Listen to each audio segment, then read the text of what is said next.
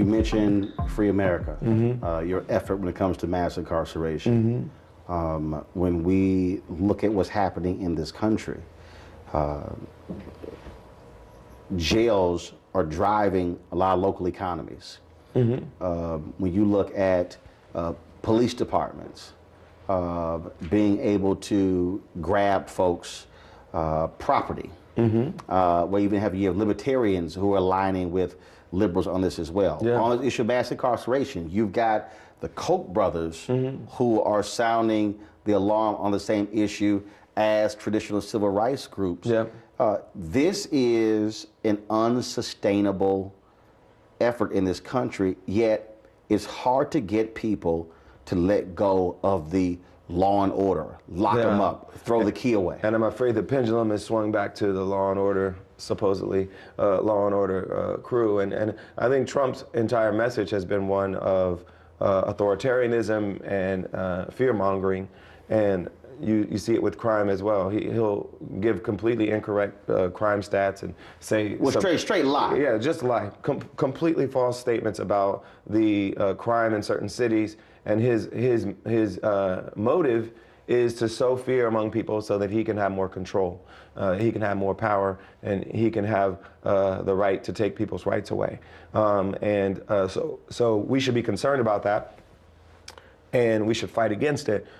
Luckily, for us right now, states and local governments actually drive much more of the incarceration issue than the president or even the National Congress do. So we can still put pressure on our state representatives, our governors, to do the right thing when it comes to criminal justice reform without the influence of the presidency on what they do. And so we have to be paying attention to our district attorney elections. We have to be paying attention to our sheriff and local police elections.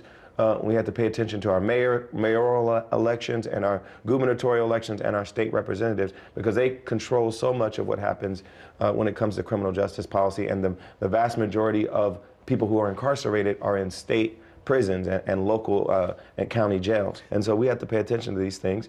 And we have to decide as a society that it's more important for us to focus on preventing people from getting in trouble in the first place, giving them the things they need to live a whole and healthy life and get them a good start in life so they don't get in trouble. They don't need to get in trouble in the first place. And then when they do get in trouble, we need to make sure our justice system is smart and restorative and prepares them for life when they get out of prison. John, how do you keep yourself focused on there is progress? Because here's what I think what happens a lot. Folks believe that we should be doing more, we should be much further, and folks get frustrated. Yeah, and I think it's easy to get frustrated. It's easy to get caught up in the enormity of some of the problems that we face. But we need some perspective. We need to realize that when we have accomplishments, they're worth celebrating.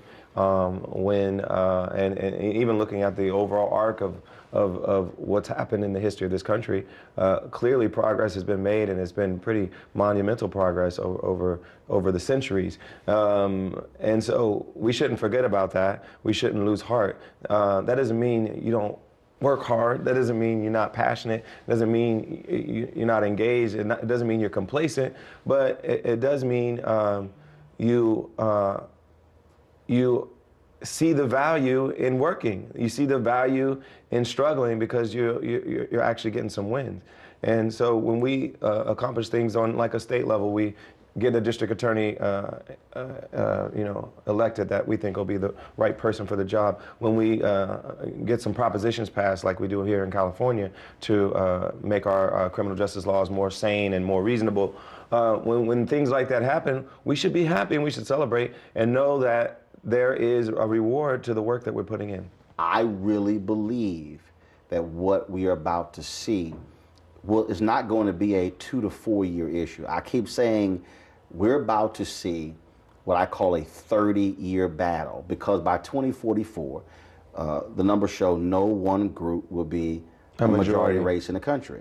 And I just think, and I keep telling people, prepare for a sustained generational battle, because this is literally going to be a fight for the heart and soul of the future of America. And it's not a battle between people of color and white people. It's a battle between those who believe America should be inclusive and diverse and equal for all, and those who don't. Who want to go back to the old days of how things used to be, which were not good for us. And the truth is, our side is going to win because there's more of us. Even in this election, there were more of us. Trump won because of the vagaries of the Electoral College, but that's not sustainable, I don't believe. With a small smidgen of percentage of voters going Hillary's way in 3 states, she would have been the president and had a 3 million vote lead in the popular vote. So I think we should realize that we're on the right side of history, and that our side will win, but we have to fight, and we have to be out there doing the work. A peaceful protest turned deadly. 37-year-old black man was shot and killed by Baton Rouge police. His hands are in the air, and you still get shot by the cops. Oh my God, please don't tell me he's dead. We're not gonna let hate define us. Race is a big part of this. If truly all lives matter, then all lives need to matter equally. What we require is action. What we require is accountability. We understand that black lives do matter, and we will keep focused on this issue. NewsOne Now, every weekday morning at 7 on TV1.